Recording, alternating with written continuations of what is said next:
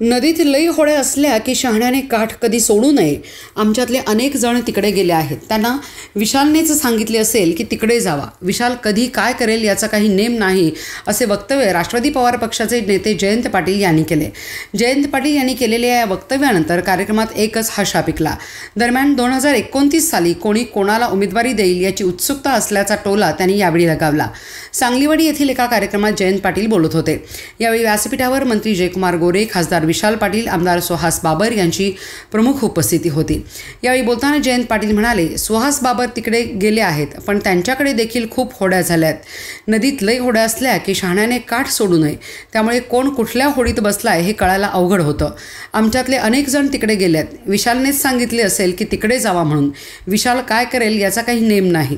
सांगलीकरांना उत्सुकता काय आहे की 2029ला उमेदवारी कोण कुणाला देणार, अशा शब्दात जोरदार फटाकेबाजी आमदार जयंत पाटील यांनी केली.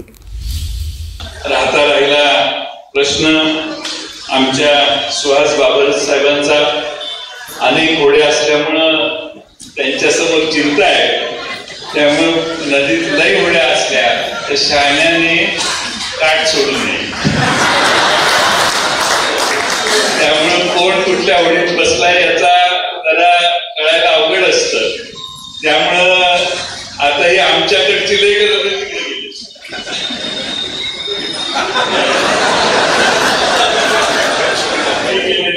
विशालने सांगितलं असेल तिकडे जावा.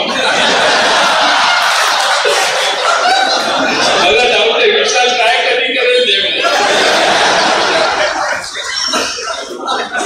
आधी एक आता सांगलीकरांना उत्सुकता काय, 2029ला विधानसभेचं तिकीट तुम्ही कुणाला देणार जाऊ दे.